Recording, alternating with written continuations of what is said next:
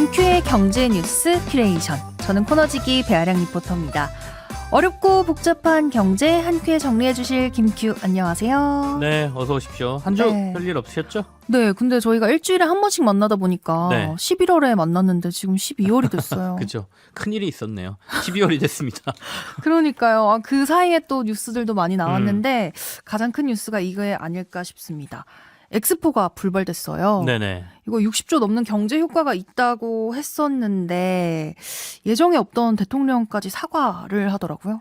그러게요. 엑스포 개최 불발에 대한 대통령의 사과, 뭐 정치적으로는 앞서 저희가 뭐 이런저런 얘기를 했으니까 네. 뭐 그런 건 빼고 말씀하신 경제 유발 효과를 저희가 한번 살펴볼 필요가 있지 않나. 매번 국제 행사를 치르게 되면 이게 일자리를 얼마만큼 창출시키고 경제 유발 효과가 얼마다 뭐 이런 얘기들 하지 않습니까? 네.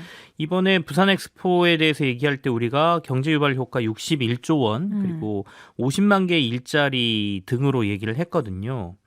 근데 이게 보통 어떤 근거로 어떻게 추산했느냐가 굉장히 중요하죠. 그래서 매번 국제행사 개최할 때마다 이런 경제 유발 효과를 따지고 이걸 근거로 온갖 홍보하고 기대감을 일으키는 과정에서 사실은 조금 과장된 면이 없지 않아 있다. 이렇게 네. 봐야 될 것 같습니다. 이번 부산 엑스포 같은 경우에 경제 유발 효과 61조 원의 근간에는 이 엑스포 유치 기간 동안 5,050만 명이 이 행사를 찾을 것이라는 근거가 붙어 있거든요. 네. 물론 이 그 세계박람회 엑스포라는 행사가 월드컵이나 올림픽하고 달리 한 6개월 정도 하는 긴 기간 동안 하기 때문에 네. 꽤 많은 인원들이 올 수는 있겠지만 가장 최근에 열렸던 2021년 두바이 엑스포 방문객이 2천만 명을 조금 넘었고요.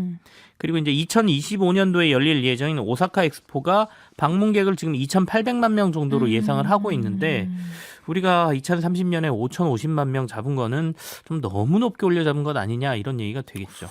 근데 이거 뭐 뻔한 얘기긴 하지만 안 하는 것보다는 하는 게 낫잖아요. 근데 박형준 부산시장도 시민 뜻에 따라서 오는 2035년 재도전도 열려 있다라고 언급을 하더라고요. 근데 이게 꼭 개최가 좋다고 얘기하기도 힘든 상황 아닌가라는 생각을 개인적으로는 조금 하는데요. 그러니까 네. 모든 일은 그 일을 할 때 얼마나 공을 들이고 비용을 들여서 반대급부로 우리가 어느 정도의 성과를 내느냐에 달려 있겠죠. 그렇죠. 다만 요즘은 국제 행사가 과거처럼 아주 각광을 받거나 엄청난 경제적 효과를 가져온다고 보는 견해가 많이 줄어든 것도 사실이거든요. 대표적인 게 이제 올림픽이죠. 대규모 투자가 들어가는 반면에 이후에 각종 시설물들을 어떻게 이용하느냐의 문제가 떠오르면서 조금은 과다한 비용이 너무 들어간다. 그래서 올림픽 개최가 그렇게 도움이 안 된다라는 그 얘기도 많고요. 또 국가별 대항전 경기가 워낙 다양해지고 각 스포츠별로 국제 경기가 많아지면서 올림픽의 인기도 많이 떨어져 있는 상황이거든요. 네. 근데 세계박람회도 비슷합니다. 그러니까 엑스포도 비슷한 상황인데요. 과거에는 이제 각국의 국력 과시의 장이고 여기가 과학과 예술 그리고 상업적 교류의 장이었던 행사가 시대가 변하면서 그 중요성하고 관심도가 좀 떨어져 있는 게 사실입니다. 오. 일단 전 세계 교통 인프라가 워낙 좋아졌고 네. 통신이 발달하다 보니까 옛날처럼 박람회에 직접 가지 않아도 사실 컴퓨터 하나만 켜도 우리가 전 세계에 있는 나라의 정보들을 다 볼 수 있고 또 기술 진보 자료도 뭐 실시간으로 받아볼 수 있거든요. 이게 참 큰 것 같아요. 네. 그리고 또 각 분야별로 무슨 페어, 뭐 전시회, 무슨 엑스포 이런 것들이 정말 많아졌어요. 뭐 오토쇼도 맞아요. 있고 전자쇼도 있고 막 이러지 않습니까? 그러니까 너무 다양해지다 보니까 엑스포 세계박람회에 대한 중요도도 좀 떨어져 있는 상황이죠. 근데 25년 오사카 엑스포도 개최 결정 때하고 네. 지금은 분위기가 조금 다르다고 하더라고요. 그러니까요. 일본이 이제 오사카 엑스포가 결정되고 난 다음에 굉장한 축제 분위기였는데 맞아요. 지금은 진행 상황 등을 볼 때 고민이 상당히 많다라는 보도들이 있습니다. 어떻게 보면 2년도 채 안 남았어요. 1년여 남은 거거든요. 그렇죠. 근데 박람회장의 참가국들 전시장 건설이 굉장히 지지분이라는 상황이다라는 소식이 들려오고요. 심지어 불참 국가들도 좀 늘어나고 있다고 하는데 그 이유가 코로나 이후에 인플레이션, 그러니까 물가가 너무 많이 올라서 인건비하고 건설비 이런 것들이 치솟고 있다. 이런 부분이 상당한 부담으로 작용하고 있다라는 거예요. 그러니까 이 세계박람회 엑스포는 부지는 그 주최국에서 이제 제공을 하고 네. 그리고 인프라를 깔아주긴 하지만 각국의 전시관은 그 나라에서 짓거든요. 그 나라의 비용으로. 그렇다 보니까 몇몇 국가에서는 야 생각보다 비용이 예산을 초과해 하지 말자 뭐 이런 국가들이 많이 나타난다는 거죠. 그러다 보니까 일본 내 여론도 좀 안 좋아지는 것 같습니다. 최근에 이제 교도통신이 한 여론조사를 인용해서 보도한 걸 보면 네. 오사카 엑스포가 필요가 없다라는 응답이 68%나 됐다는 보도가 그렇군요. 나오니까요. 그래서 아까 이제 35년도에 부산이 또 한 번 재도전하자라는 얘기를 가지고 생각을 해보면 네. 우리나라가 이제 국제 위상도 과거에 비하면 상당히 높아진 상태인데 국제 행사 하나 개최했다 또는 못했다 가지고 무슨 큰 일이 벌어지고 개최했다 그래서 뭐 경제력이 위상이 뭐 확 높아지거나 뭐 이런 상황은 아니기 때문에 차분히 계산기를 좀 두드려 보고 우리가 진짜 이게 도움이 되는지 안 되는지를 보고 결정하는 게 중요하게 됐다. 이왕 뭐 유치에 실패한 상황이니까. 네네. 이번엔 뭔가 기대를 많이 했던 네. 만큼 이게 아쉬움이 좀 큰 것 같은데, 자, 이번엔 다음 뉴스로 넘어가 보도록 할게요. 투자 쪽 뉴스인데요. 네. 주요 시중 은행들이 홍콩 H지수 ELS 판매 중단에 나섰다는 뉴스가 있었습니다. 이게 어떤 문제가 있어서 그런 건가요? ELS라는 게 주가 연계 증권을 말합니다. 상품 종류로는 보통 파생 상품이라고 하는데 파생 네. 상품은 한마디로 구조가 복잡해서 딱 들여다보면 잘 모르겠는 상품이다 이렇게 이해하시면 되거든요. 네. 제가 좀 단순화시켜서 ELS를 쉽게 설명해 드리면 일종의 저점 맞추기 게임 같은 상품이에요. 그러니까 특정 기업의 주가나 혹은 특정 주식시장의 대표 지수를 놓고 증권사가 2, 3년 동안 제시한 가격, 이걸 이제 보통 기준가라고 하는데 네. 기준가 아래로 내려가지만 않으면 약속한 수익을 지급합니다. 보통 적게는 연 5%에서 많게는 20%까지도 수익을 지급하는데 네. 평균적으로 보면 한 8% 정도 수익을 올린다고 해요.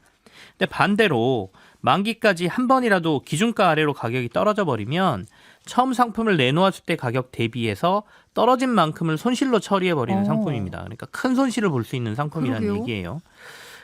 이제 이게 문제가 생겼다는 건 앞서 말한 떨어지면 안 되는 기준가 아래로 기초자산 가격이 떨어졌다라는 걸로 저희가 판단할 수 있고요. 홍콩 H지수 ELS니까 그 기초자산이 홍콩 H지수다 이렇게 이해하시면 됩니다. 근데 이거 들어보니까 뭐 아니면 더 확실한데요? 그러니까요. 그러니까 뭐 아니면 도 같은 상품이니까 네. 위험하다는 얘기죠. 지금 홍콩 H지수가 지난 주말 기준으로 5,761포인트거든요. 국내 판매 중인 ELS들의 만기가 보통 3년이니까 네. 내년 만기가 돌아오는 상품들이 대부분 2021년도에 만들어진 상품이라는 얘기예요. 그러면 2021년도에 홍콩 H지수가 어느 정도에 있었느냐가 굉장히 중요하거든요. 그렇죠. 이 당시 2021년 홍콩 H지수는 10,000포인트에서 12,000포인트 사이를 오갔습니다. 그러면 거의 절반으로 내려온 상황이잖아요. 지금이. 5,761이니까요. 네, 그러니까 ELS가 깨지지 말아야 할 저점 맞추는 상품이라고 말씀드렸으니까 네. 보통 만기 시점의 기초자산 가격이 판매 시점보다 한 40% 아래로 빠지면 사실상 손실이 발생한다 이렇게 저희가 이 상품을 보고 있습니다. 네. 그런 얘기는 이미 내년에 만기가 도래하는 H지수, 홍콩 H지수의 ELS 상품들은 대부분 손실 구간에 들어가 있다 이렇게 볼 그러네요. 수가 있고요. 더군다나 특히 지난해 10월에 어디까지 빠졌었냐면 홍콩 H지수가 5,028포인트까지 빠졌었어요. 그러니까 진짜 절반까지 빠졌던 거죠. 네네. 그래서 한 번이라도 그 가격 밑으로 빠져버리면 이건 손실 처리가 되니까 실제 만기 3년이 아직 안 된 상품들 한 30개월 정도로 만기가 매겨진 상품들은 이미 손실이 확정된 상품들이 있어요. 이게 올해 한 170억 원 정도 투자금이 들어간 상품들이었는데 개인들이 이제 나눠서 투자한 거죠. 네. 이게 95억 원만 상환이 됐으니까 약 45%의 손실이 확정된 거죠. 반토막이네요, 네네. 거의. 근데 은행들이 판매를 중지했다는 건 무슨 이야기인가요? 이게 좀 웃긴 거예요. 그러니까 지금 안 팔면 뭐하나 이미 다 팔아놓고 2021년에 판매해서 내년에 네. 만기 도래하는 3년 만기 홍콩 H지수 ELS 만기가 이제 진짜 문제인데요. 네. 내년 5대 시중은행이 판매해서 내년에 만기가 돌아오는 홍콩 HELS가 13조 원 정도 규모로 추산되거든요. 상반기에 만기가 도래하는 상품이 9조 원, 하반기가 4조 5천억 원 정도입니다. 네. 지금 상반기 보수적으로 잡아서 손실률을 한 35% 정도라고 보더라도 손실액이 3조 원을 지금 넘어설 것으로 보이고요. 여기에 ELS는 항상 약간 불안전 판매라는 이슈하고 엮여 있거든요. 네. 그러니까 무슨 얘기냐면 증권사나 은행에서 판매할 때 절대 이렇게 가격 안 빠집니다. 이거 예금이나 비슷해요라고 가입시켰다는 얘기예요. 네네네. 이런 식으로 잘 모르는 금융 소비자들을 속여서 제대로 설명도 안 해주고 팔았다. 이런 이슈까지 벌어지면서 은행들이 혹시 모를 사태에 대비해서 지금 홍콩 H 기초자산의 ELS를 전부 판매 금지를 시켰다. 이렇게 보시면 되죠. 아니 근데 듣다 보니까 불안전 판매면 이거 손실려도 보상을 받을 수 있나요? 좀 희망이 있는 건가요? 진짜로 불안전 판매를 증명할 수 있다면 이게 받을 수는 있는데요. 근데 이게 좀 힘듭니다. 그러니까 물론 지금 금융권에서 이런 파생상품 판매 과정에 일부 문제가 있는 건 맞아요. 네. 가서 실제로 금융상품 가입해 보시면 여기 사인하세요, 사인하고 여기도 사인하세요, 사인하고 맞아요. 뭐 그러다 보면 가입 끝나거든요. 그래서 이제 각종 뭐 이해했음 또는 뭐 원금 보장이 안 됨 이런 거 쓰라고 해서 따라 쓰긴 하지만 네네. 제대로 상품 설명을 들었느냐의 부분에 있어서는 문제가 항상 존재를 합니다. 근데 다만 소비자들이 이 과정에 있어서 자기가 제대로 설명을 안 들었다는 걸 증명을 해내야 되기 때문에 이 증명 과정이 사실 힘들어서 보상받기가 좀 힘든 부분이 굉장히 크단 말이죠. 네네. 그리고 또 하나의 문제는 소비자들도 사실은 알고 가입하는 경우도 되게 많습니다. 특히 이 홍콩 H지수는 2007년도에 한번 크게 하락하면서 2007년과 2008년 사이에 ELS가 큰 문제가 된 적이 있습니다. 2008년 7천까지, 그러니까 2만까지 갔던 H지수가 2008년도에 7천까지 떨어지면서 네. 엄청난 손실이 좀 나왔거든요. 이때도 이제 불안전 판매부터 시작해서 ELS 상품의 위험성 얘기가 나왔었는데 결국에는 또 한 번 이런 사태를 겪고 있으니까 소비자들도 좀 위험성을 인지하고 이런 상품에 투자해야 된다라는 거는 또 분명해 보이죠. 참 난감합니다. 다음 뉴스도 네. 궁금한 게 있어요. 기준금리가 또 동결됐습니다. 그렇습니다. 이창용 한은 총재가 내리는 게 아니라 올릴 수도 있다 이 말도 했다는데요.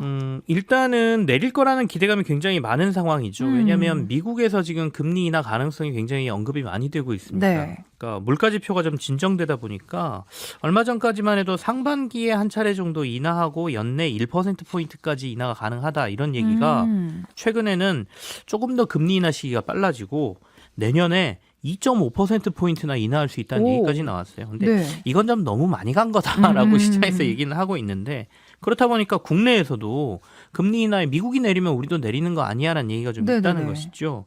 근데 다만 이창용 총재는 이런 얘기를 한 것 같아요. 미국하고 우리하고 상황이 좀 다르다. 미국이 내린다고 우리가 무조건 내릴 것도 아니고 또 하나는 우리나라하고 미국하고 금리 차가 지금 2%포인트로 벌어져 있지 않습니까? 네. 그러니까 미국이 내리더라도 우리가 안 내릴 수 있는 폭이 한 2%포인트 있다라는 얘기인 거죠. 그래서 확실히 물가가 잡히는 게 보이지 않는다라고 하면 굳이 우리가 지금 당장 내려야 되지 그러니까 내리는 건 아니야. 그리고 물가가 안 잡히고 계속해서 문제가 생긴다면 진짜로 한번 올릴 수도 있어라고 시장에다가 너무 기대하지 말라고 경고 사인을 준 거다. 뭐 이렇게 볼 수도 있는 거죠. 근데 은행들 요즘 보면 최근에 좀 금리를 낮추고 있는 것 같기도 하더라고요. 그건 맞습니다. 저도 신용대출을 받고 있는데 네. 신용대출 금리 떨어졌다고 문자가 왔어요. 생각보다 많이 떨어졌더라고요. 저희 1%포인트는 떨어졌거든요. 그죠? 신용도가 그렇게 많이 올라간 것 같진 않은데 그래서 얘네들이 사실 은행이 알아서 금리를 낮춰주는 경우는 거의 없지 않습니까? 그렇죠. 그래서 보면 미국의 지금 시중금리가 떨어지는 영향을 우리도 조금은 받고 있는 것 같기는 해요. 그러니까 미국의 국채금리가 최근에 급격히 떨어졌거든요.